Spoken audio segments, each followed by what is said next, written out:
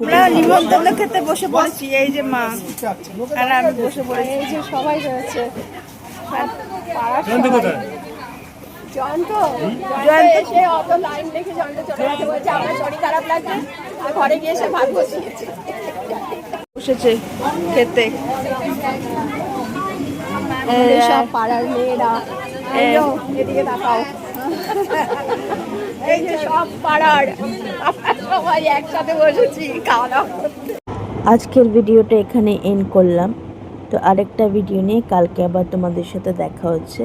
সবাই ভালো থেকো, বাই বাই।